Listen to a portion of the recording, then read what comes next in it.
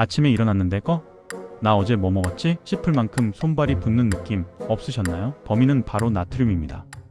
우리가 식단 조절한다고 닭가슴살 먹고 샐러드 먹지만 알게 모르게 뿌려 먹는 드레싱과 국물 한 모금, 김치 한 조각에 나트륨이 폭탄처럼 숨어 있을 수 있거든요. 싱겁게 먹으면 무슨 맛으로 먹나요? 삶에 낙이 없어요. 네, 압니다. 하지만 싱겁게 먹는 게 맛없게 먹는 건 절대 아닙니다. 오늘은 혀를 속여서 짠맛 없이도 와, 맛있다 소리가 저절로 나오는 기적의 조리 꿀팁 4가지를 알려드립니다. 이 영상 끝까지 보시면 내일 아침 붓기 사라질 겁니다. 시작하기 전 구독, 좋아요 눌러주시면 힘이 됩니다. 먼저 살펴볼 것은 왜 우리는 짠맛에 중독될까요? 도대체 왜 자꾸 짠 게 당길까요? 단순히 의지 부족이 아닙니다. 우리 혀가 무뎌졌기 때문이에요. 나트륨은 혀의 미각세포를 강하게 자극해서 뇌에 쾌락 신호를 보냅니다.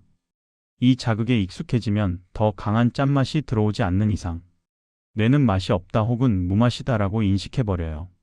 이를 미각 중독이라고 하죠. 더 무서운 건 뭔지 아세요? 짠맛은 탄수화물을 부릅니다.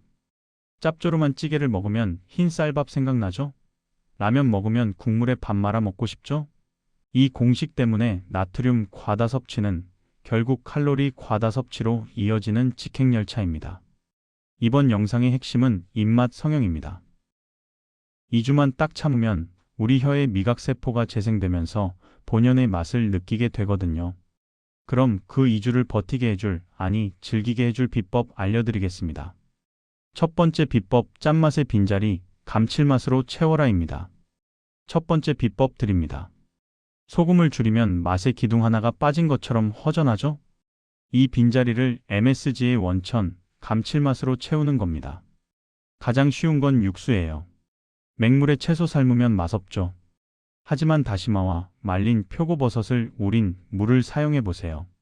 다시마의 알긴산과 글루탐산, 표고버섯의 구안일산이 만나면 소금을 넣지 않아도 국물 자체가 짭짤하고 깊은 맛이 납니다. 실제로 염도계를 찍어보면 나트륨은 거의 없는데 혀는 간이 됐다고 착각하게 되죠. 이렇게 만들어진 육수는 음식 만드는데 아주 유용하게 사용됩니다. 맛과 영양에 도움이 많이 되니까요. 그리고 파워백 추천 히든카드, 바로 구운 토마토입니다. 토마토는 익히면 감칠맛이 폭발합니다. 토마토의 영양도 더 풍부해집니다. 볶음 요리하실 때 소금 대신 토마토 페이스트나 방울토마토를 으깨서 넣어보세요. 서양 요리에서 소금 없이도 맛을 내는 비결이 바로 이겁니다. 저염식 하실 때 육수와 토마토 이 2가지만 기억해도 맛의 레벨이 달라집니다. 두 번째 꿀팁은 향으로 혀를 마비시키는 겁니다. 전문 용어로 향미 증진 효과라고 하는데요. 우리가 맛을 느낄 때 혀로만 느끼는 게 아니라 코로도 느낍니다. 강렬한 향이 들어오면 짠맛이 부족하다는 걸 뇌가 눈치채지 못해요. 한국인의 소울, 마늘, 파, 양파, 고추 아끼지 말고 팍팍 넣으세요.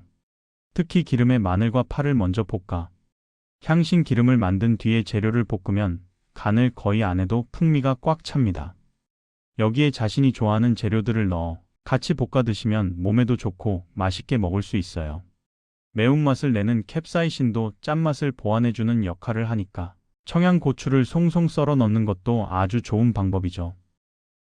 그리고 이건 제가 정말 자주 쓰는 팁인데요. 카레 가루와 허브를 쓰세요. 닭가슴살 삶을 때 소금 찍지 마시고 카레 가루를 아주 살짝만 뿌려서 구워보세요. 강황의 향 때문에 간이 된 것처럼 느껴집니다. 후추도 평소보다 조금 더 넉넉히 뿌리시면 톡 쏘는 맛이 짠맛의 결핍을 완벽하게 가려줍니다. 그러면 닭가슴살도 아주 맛있게 먹을 수 있어요. 세 번째는 의외로 많은 분들이 모르는 고급 기술입니다. 바로 신맛을 활용하는 거예요.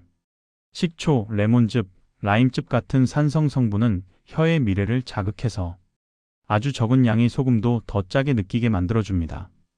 이를 연미 상승 효과라고 해요. 예를 들어볼까요? 생선 구이 드실 때 소금 왕창 뿌리는 대신 굽고 나서 레몬즙을 한 바퀴 싹 둘러보세요. 비린내도 잡히지만 신기하게도 생선살이 짭조름하게 느껴집니다. 그래서 요즘은 생선 구입하는 식당에서도 생선 위에 짜 먹을 수 있도록 레몬 조각 같이 내어주죠. 맛뿐만 아니라 손님 건강까지 챙기는 현명한 방법이라 생각합니다. 나물 무칠 때도 마찬가지예요. 소금 간을 평소의 절반으로 줄이고 식초를 한 스푼 넣어보세요.